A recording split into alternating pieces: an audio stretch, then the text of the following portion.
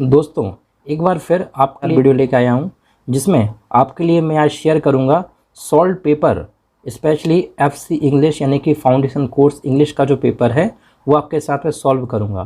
तो दोस्तों, आज की वीडियो में आपको बताऊंगा कि किस तरह से इम्पॉर्टेंट क्वेश्चंस आपके लिए इस पेपर में दिए गए थे। जो हमने पहले वीडियोस बनाए थे उनमें ऑलरेडी वो क्वेश्चन मैंने आपको बताए हुए थे। तो आपने प्रीवियस वीडियोस नहीं देखे हुए तो आप देख सकते हैं, प्लेलिस्ट में जाकर आप BA third year foundation course के नाम से प्लेलिस्ट वहाँ पर है। आप जब जाएंगे तो आपको वहाँ पर वीडियोस मिल जाएंगे।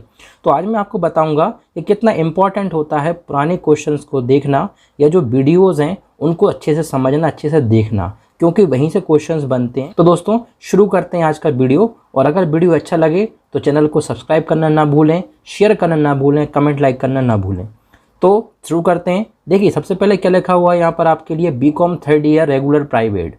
तो पहला कन्फ्यूज़न तो ये होता है मेरे दोस्त सब लोगों के लिए कि यार ये BCom थर्ड ईयर का पेपर है तो थर्ड ईयर का ही होगा इसमें। ऐसा नहीं है, आप लोगों के लिए बनाया जा रहा है, पब्लिक प्लेटफॉर्म है, तो मैं आपके लिए ये नहीं बोलूँगा क्या बनाया जा रहा है, लेकिन सब सच समझो तो बनाया जा रहा है। अब बस इतना तो समझो कि ये जो BCom है, फाउंडेशन कोर्स जो होता है, जो फाउंडेशन कोर्स होता है, चाहे वो आपका BCom हो, चाहे वो आपका BA हो, BSc हो, BCA हो, चाहे वो आपका BBA हो, ये जो कोर्स होते हैं बेसिकली इन सभी कोर्सेज़ का फाउंडेशन कोर्स सेम रहता है। चाहे वो आपका इंग्लिश हो, चाहे वो आपका हिंदी हो, चाहे वो आपके अन्य विषय के फाउंडेशन कोर्स के सब्जेक्ट हों। तो बिल्कुल कंफ्यूज नहीं होना है, पहली बात तो आपको ये याद रखना है। अब मैं BCom लिखा हुआ है यहाँ पर, तो ऐसे लोग जो BA वाले हैं वो ये वीडियो अगर देख रहे हैं, BSc वाले देख रहे हैं, BBA वाले देख रहे हैं, BCA वाले, तो कंफ्यूज नहीं होना, सबके लिए वीडियो हो सकता है। तो आइए शुरू करते हैं। तो फ्रेंड, जैसा कि आप लोग देख रहे हैं, इंग्लिश लैंग्वेज की मैं आप सभी बात कर रहा था। इंग्लिश लैंग्वेज का फाउंडेशन कोर्स हम लोग डिस्कस कर रहे हैं आज।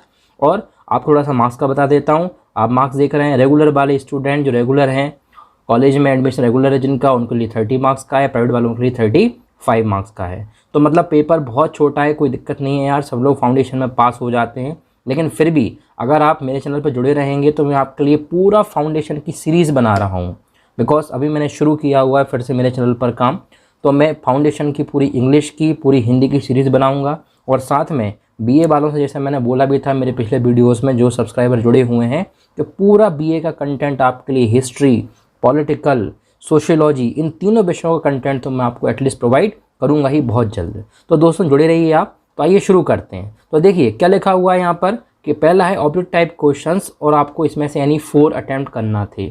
तो देखते हैं पहला question, whose thoughts are described in the poem.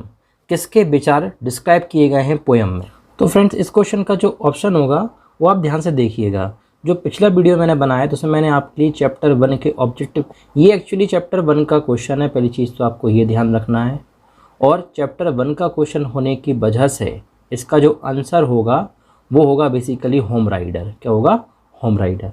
तो आपके लिए मैं बताया था लेसन 1 का, अगर आपने वीडियो नहीं देखा है तो आप देख सकते हैं प्लेलिस्ट में जाकर। उसमें आपके लिए बताया था कि जो बेसिकली ऑथर है, मतलब उस कहानी के जो, उस कविता के जो या पोएम के जो राइटर हैं, जो पोइट हैं, वो बेसिकली रास्ता भटक जाते हैं और वो अपने घर का ध्यान करते हुए निकलते हैं। तो इस वजह से इसको होम राइडर हम ऑप्शन का आंसर देंगे। आगे बढ़ते हैं हम। What was Rakesh eating on his way home. Rakesh क्या खा रहा था। तो फ्रेंड्स, ये क्वेश्चन सेम टू सेम हमारे वीडियो में से आया हुआ है, जो मैंने आपके साथ शेयर किया था वीडियो, जो आपको समझाया था उस वीडियो में। कई लोगों ने उस वीडियो को देखा तो उनको इसका जवाब मिल गया होगा। The answer is cherries. क्या खा रहा था वो? के लिए उसी चेरी को उसने क्या किया था, एक पेड़ के रूप में आगे करके चेंज कर दिया था। अगला क्वेश्चन है, एट व्हाट एज डिड वेलन लीव होम। कौन सी साल की उम्र में या कितनी उम्र में वेलन ने अपना घर छोड़ दिया था। तो द आंसर इज 18। इसका आंसर क्या होगा? 18 आंसर होगा। तो ये आप थोड़ा सा ध्यान रखिएगा। 18 वर्ष की उम्र में वेलन ने अपना घर छोड़ दिया था। ये हमारा लेसन 3 का क्वेश्चन है ऑब्जेक्टिव, तो ये आप याद रखिएगा।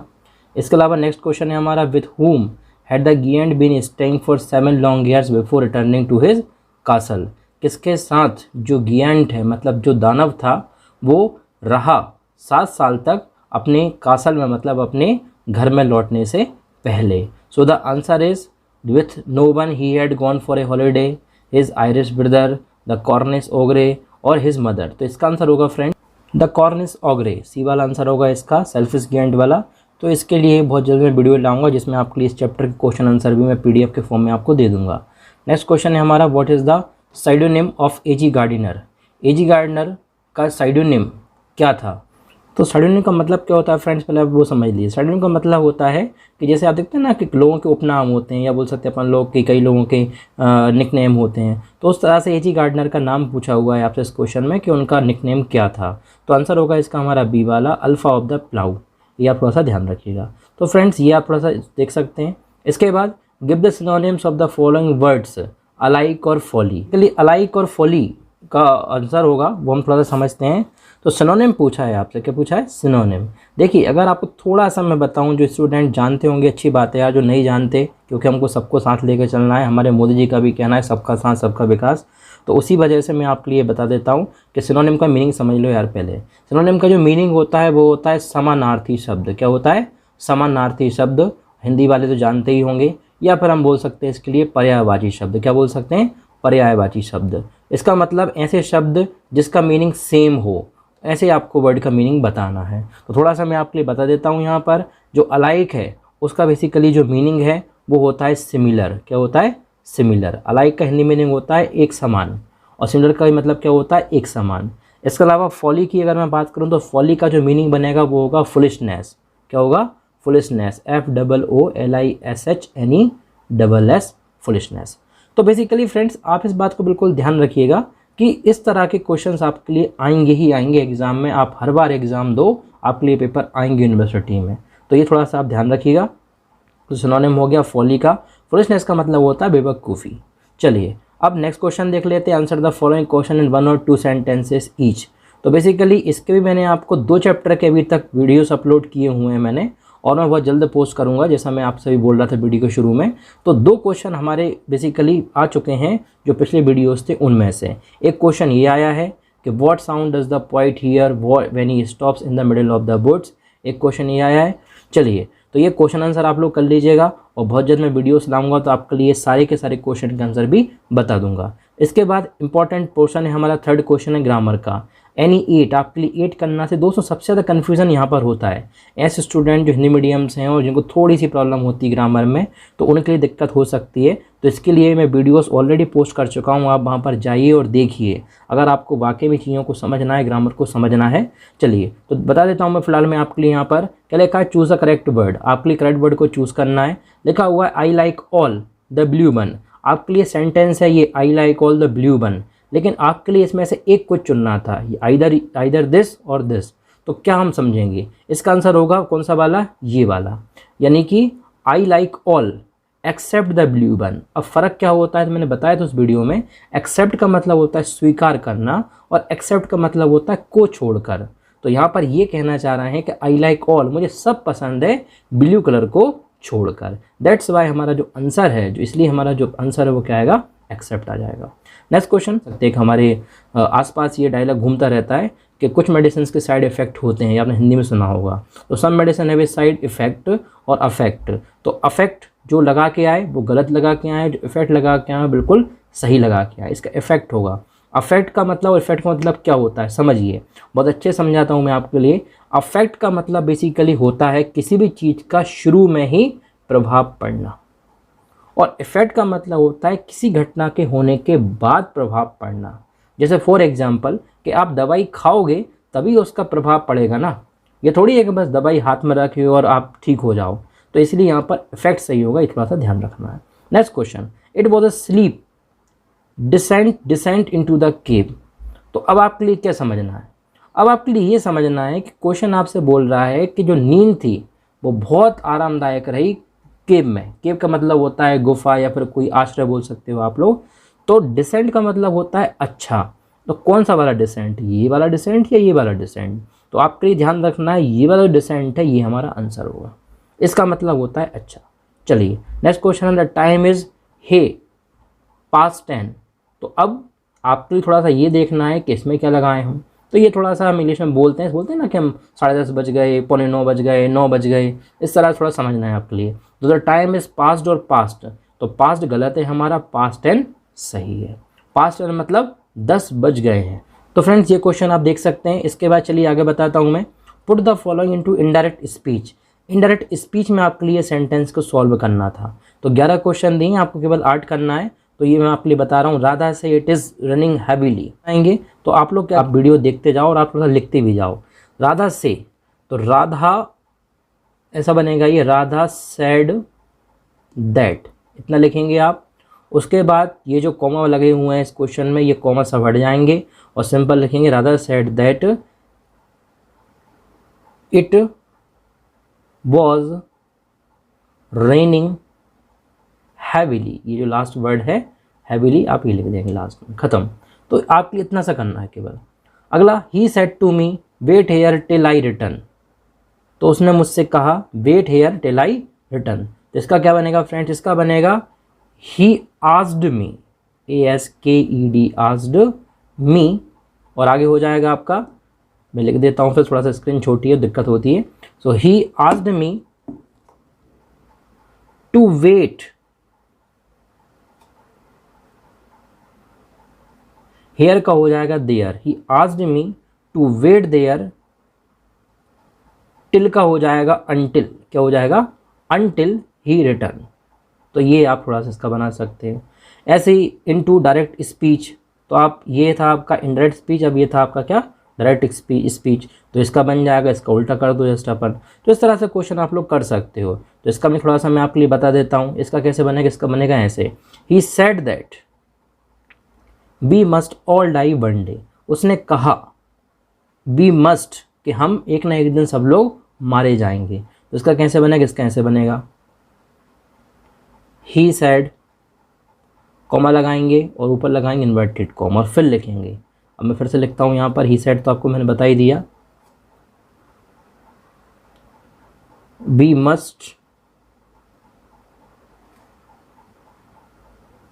ऑल डाई वन डे, मतलब चेंज कुछ भी नहीं हुआ फ्रेंड्स, केवल ही सेट के बाद कॉमा लगाना है। चलिए उसके बाद है आपका change from active to passive voice. तो एक्टिव पैसिव वॉइस की बात कर लेते हैं। तो फ्रेंड्स मैं आपके लिए कुछ क्वेश्चन यहाँ पर समझा रहा हूँ, जैसे मैंने आपके लिए अभी इसमें इनडायरेक्ट स्पीच में भी कुछ क्वेश्चन ही समझा है।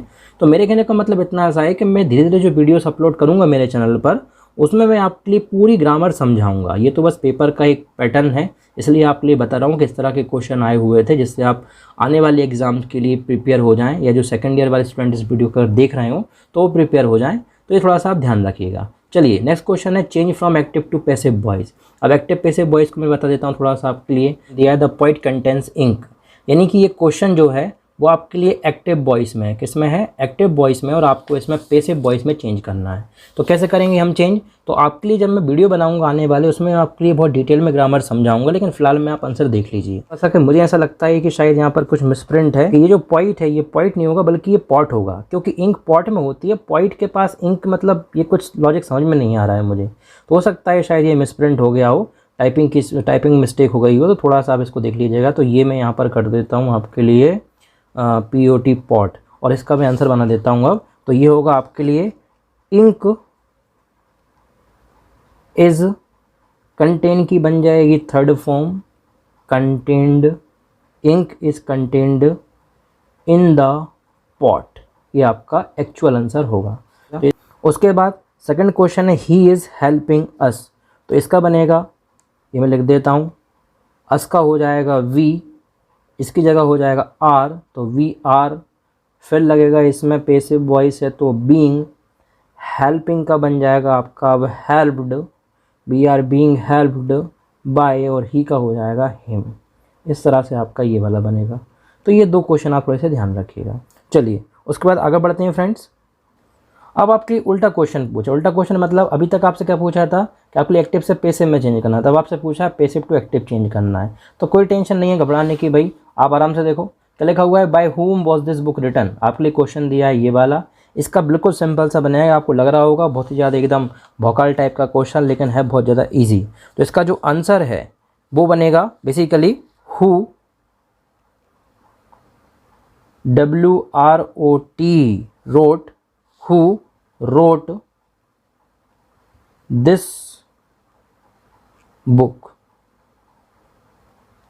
तो क्या बना हमारा, हु रोट दिस बुक, ये आपका क्वेश्चन हो गया। अब थोड़ा सा और ध्यान रखिएगा, यहाँ पर बाय हुम लिखा हुआ है, इसी वजह से जो लास्ट में आप क्या लगाएंगे उस सेंटेंस के क्वेश्चन मार्क।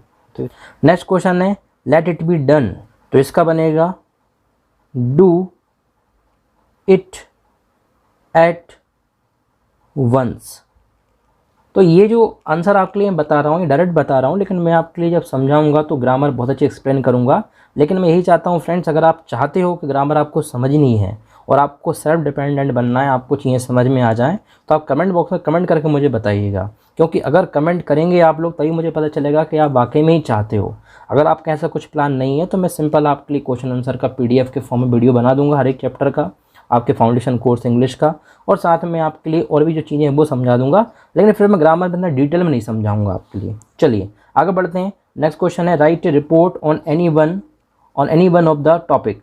तो आपके लिए रिपोर्ट लिखना है, तो ये जो टॉपिक है इनमें आपको रिपोर्ट लिखना है, तो इसके लिए मैं आपको सेपरेट PDF दूंगा। अब इसके बारे में कुछ नहीं बोलूँगा, बस आप क्वेश्चन देख लीजिए किस तरह के क्वेश्चन बेसिकली आपके लिए आए थे। जैसे for example Republic day celebration के ऊपर आपको रिपोर्ट लिखना था, तो हर एक बच्चा लिख सकता है, इसको कोई टफ नहीं है यार।